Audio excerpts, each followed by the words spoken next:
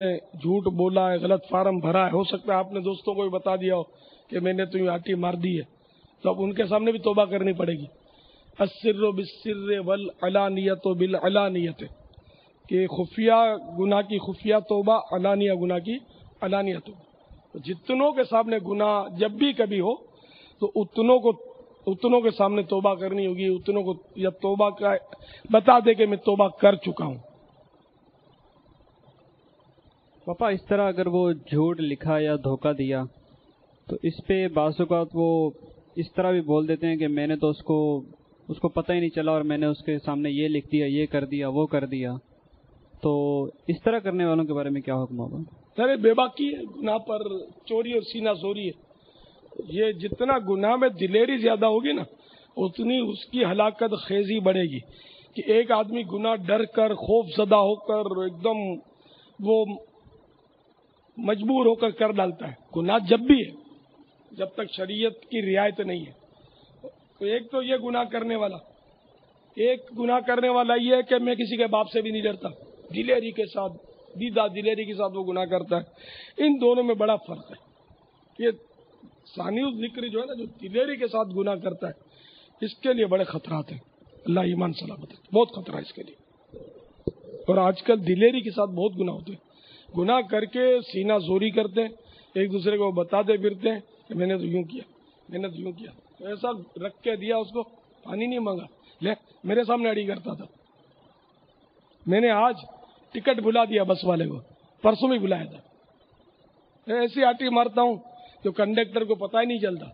2-3 بار پوچھنے آیا کنڈکٹر، تو پھر میں نے بولا کہ کیا کتنی بار ٹکٹ لوگے تم، تو وہ گھبرا گیا، چلا گیا۔ تو اس طرح میں تو ترکیبیں بناتا رہتا ہوں۔ اب یہ ہے دیدہ دلیری، چوری اور سینہ زوری۔ اللہ سے ڈرنا چاہیے۔ ٹکٹ تم نے کنڈکٹر کو بھلا دیا، ٹھیک ہے، وہ بھول گیا، لیکن اللہ تو بھولنے سے پاک ہے نا، فرشتوں نے تو لکھ لیا۔ قیامت کے دن کیا جواب دوں؟ اسی طرح مطلب طرح طرح کے گناہ جو ہیں آج کل سرے عام کیے جا رہے ہیں، بلکہ نیکیوں سے روکا جا رہا ہے۔ ایک تو جیسے مثلا داڑھی منڈانا حرام، خود منڈاتا ہے، اپنے بیٹے کو بولتا ہے خبردار تو مولوی بنا، داڑھی منہ کی بھی مونڈتے، زبردستی پکڑ کے وہ مونڈتے، پکڑ کے نائی کے پاس لے جاتے ہیں، نیند میں مونڈ ڈالتے ہیں، تو یہ دیدہ دلیری، یعنی اس طرح دلیری کے ساتھ خوف خدا سے عاری ہو کر گناہ کیے جاتے ہیں۔ اور بہت سارے گناہ پردے کے تعلق سے، پردہ نہیں کرنے دیں گے تم کو، دیور سے پردہ نہیں، تمہارا چھوٹا بھائی ہے، پردہ نہیں چلے گا، کیا یہ تم نے لگا رکھا ہے؟ اس طرح مطلب پردے سے روکا جاتا ہے، دیگر گناہوں سے روکا جاتا ہے۔ ان کو ڈرنا چاہیے کہ اس طرح یعنی کہ گناہوں پر یعنی کہ گناہ کرنے پر مجبور کیا جاتا ہے۔ یعنی گناہ کرنے پر مجبور کرنا تو بہت بڑا جرم ہے۔ وہ ولید بن مغیرہ جو گستاخ رسول کافر تھا، کافر تو تھا ہی مگر بڑا گستاخ رسول بھی تھا، اس کی مذمت میں آیت کریمہ نازل ہوئی جس میں اس کے 10 عیوب بیان کیے گئے۔ اس میں ایک عیب یہ بھی ہے، مناع للخیر، بھلائی سے بڑا روکنے والا۔ ایک تو بھلائی سے روکنے والا، اور ایک ہے کہ گناہ پر مجبور کرنے والا۔ جو نیکی سے روکنا اپنی جگہ پر برا تو ہے ہی، قرآن پاک نے اس کی مذمت فرمائی، لیکن ایک تو گناہ پر مجبور کرنے والا، یہ دونوں معاملات میں فرق تو ہے نا۔ تو میں یہ نہیں کہتا کہ مسلمان کوئی ولید بن مغیرہ سے بدتر ہو گیا، لیکن میں ایک بات بتا رہا ہوں کہ بھلائی سے روکنے کی بھی مذمت ہے، تو گناہ پر مجبور کرنے کی مذمت کتنی ہوگی؟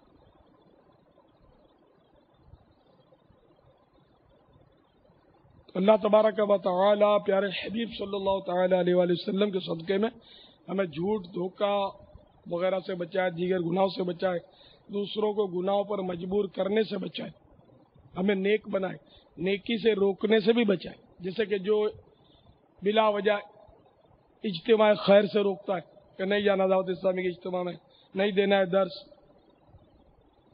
نہیں پہننا امامان، نہیں پہننا ہے، مدنی لباس سے نہ سنتوں پر لباس نہیں پہننا ہے، فرنگی تہذیب اپنا ماڈرن بنو. تو اس طرح کے جو لوگ ہیں یہ یقیناً مناع للخیر میں داخل ہیں، بھلائی سے روکنے والوں میں سے. امامہ ماننا ایک سنت ہے، بھلائی کا کام ہے. اجتماع خیر میں جانا، مثلا سنتوں پر اجتماع میں جانا ایک بھلائی کا کام ہے. تو اس سے بلا وجہ روکنا یہ مناع للخیر میں آ جائے گا کہ بھلائی سے روکا اس کو. تو ان چیزوں سے بھی باز رہنا چاہیے، توبہ کرنی چاہیے.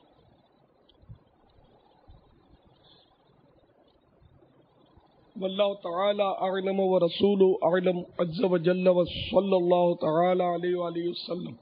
صلو علی الحبیب صلی اللہ تعالی علی محمد. یہاں تک کہ فتح رضویہ شریف میں بلا کسی عذر کے کسی کو نفلی روزے سے روکنے کو بھی مناع للخیر میں داخل کیا ہے کہ نفلی روزہ رکھنا بھی بھلائی ہے. تو جو اس سے روکے گا وہ بھلائی کے کام سے روکنے والا ہے.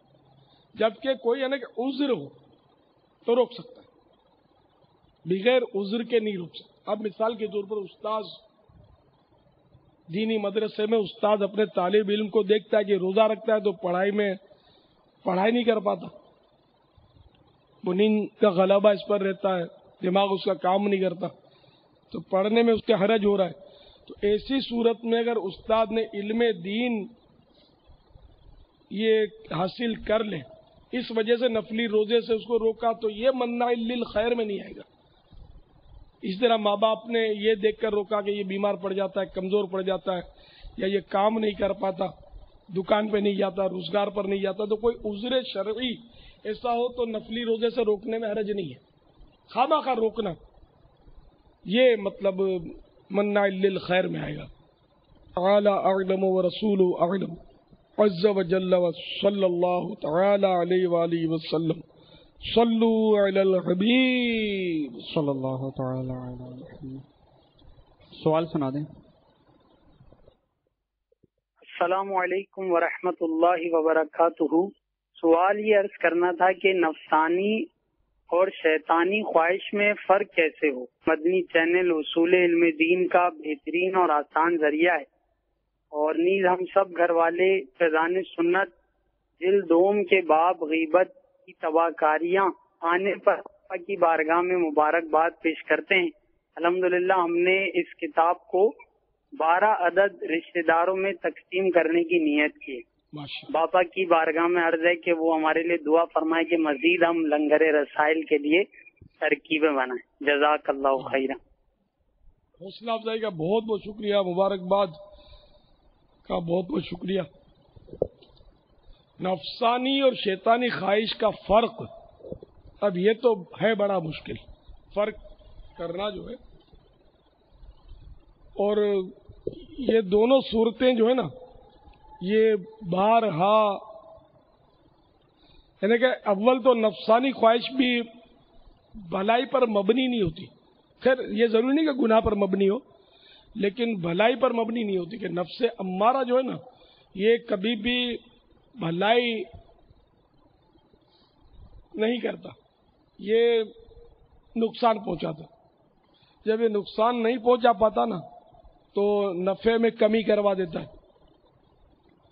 یعنی مثال کے طور پر یوں سمجھے کہ یہ اس وقت علم دین ہم سکھا رہے ہیں اور یہ ایک افضل ترین کام ہے، تو یہ کسی کے دل میں ڈالے گا کہ تو اوراد و وظائف پڑھ، تو وہ کونا پکڑ کے اوراد و وظائف پڑھے گا. ثواب کا وہ بھی کام ہے، لیکن علم دین سیکھنا یہ بڑے ثواب کا کام ہے، اور اوراد و وظائف اس کے مقابلے میں کم ثواب کے کام ہے، برے وہ بھی نہیں ہے. تو وہ نفس امارہ پھر یوں کر کے وہ اگلا سمجھتا ہے کہ میں بہت اچھا ثواب کا کام کر رہا ہوں، ہے تو بہت ثواب کا کام، لیکن علم دین حاصل کرنا یہ بہت بڑے ثواب کا کام ہے. تو یوں چھوٹے ثواب کی طرف اس کو پھیر دے گا، وہ تسبیح لے کے بیٹھ جائے گا، علم دین سے کوڑا رہ جائے گا، اور یوں نفس امارہ اپنا کام کر دکھائے گا، نفع میں نقصان کروا دے گا. کہ اگر یہ مثال کے طور پر وہ اس کو مدنی مذاکرے میں 1 کروڑ نیکیاں ملنے والی ہیں، تو اس کو وہ 1 لاکھ نیکیوں پر وہ ڈن کروا دے گا. تو یہ کر، یہ آپ کو سمجھانے کے لیے